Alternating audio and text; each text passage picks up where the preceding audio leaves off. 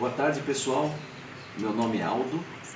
Pessoal, eu resolvi fazer uma experiência em virtude da dificuldade que temos aqui no Brasil, e na América Latina como um todo, de encontrar substratos como Akadama, Kiriosuna, que são substratos consagrados e de grande utilização nos países orientais, na Europa.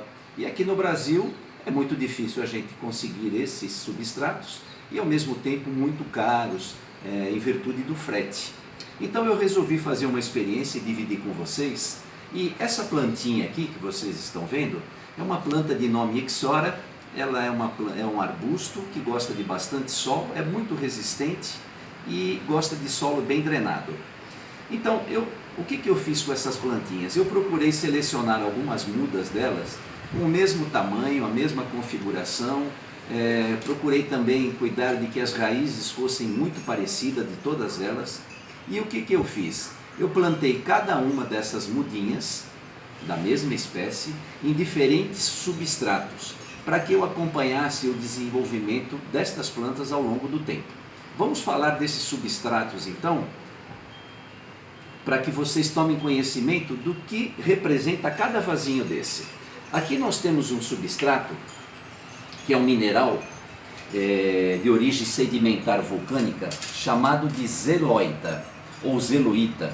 Enfim, esse substrato, ele foi adicionado a ele um composto orgânico chamado humus, que todos vocês conhecem. Então nós temos aqui 70% dessa zeloita e 30% de humus.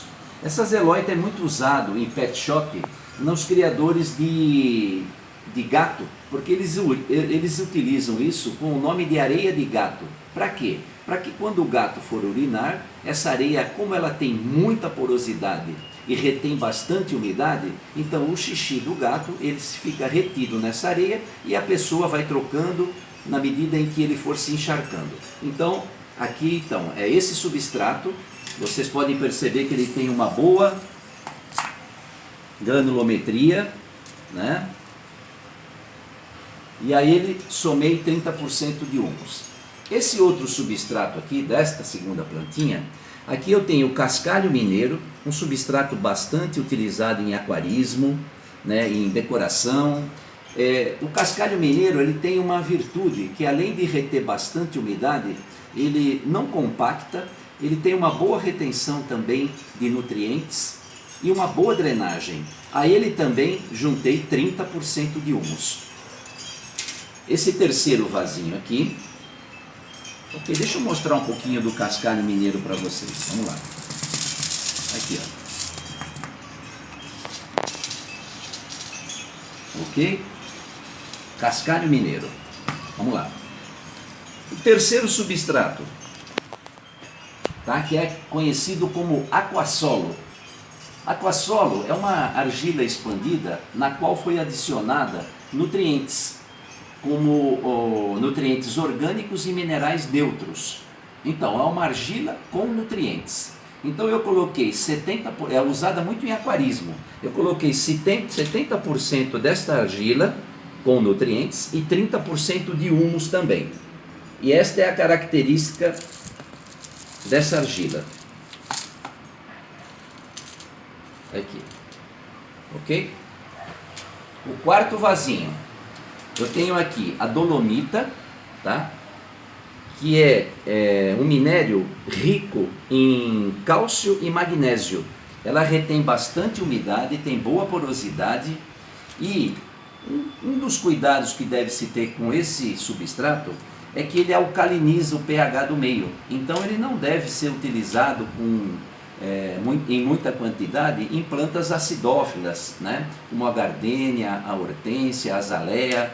Aqui também, então nós temos 70% de dolomita com 30% de humus. Então vocês reparem que nesses 4 primeiros vasinhos, todos eles têm humus como elemento nutriente da planta e 70% desses diferentes substratos que eu já expliquei.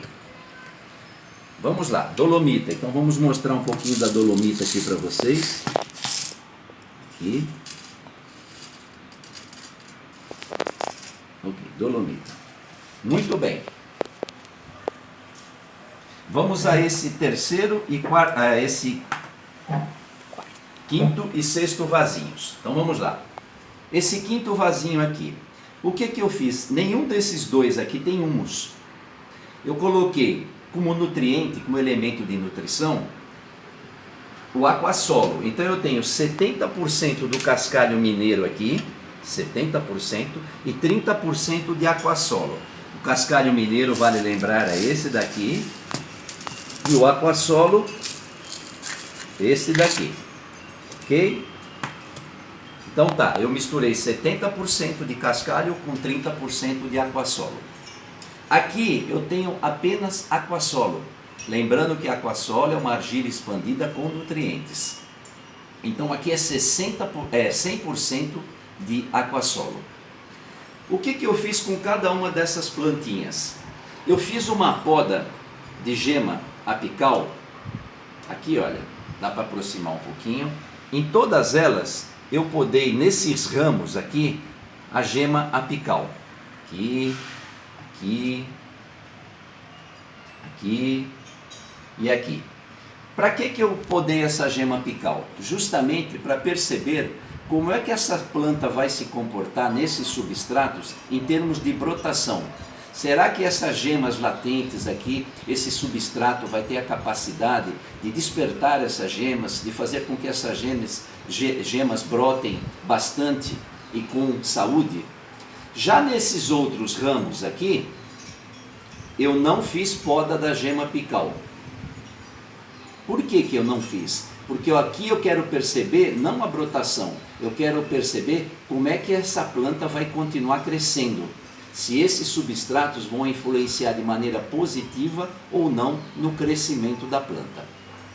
Ok? Então, gente, eu vou fazendo esses vídeos ao longo do tempo e dentro de mais ou menos 30 dias eu vou fazer uma nova filmagem e dividir com vocês o resultado dessa experiência e assim por diante. Na medida que eu for colhendo os resultados, eu passo para vocês e espero que eu possa estar contribuindo com algo para todos nós que gostamos de plantas e de bonsai.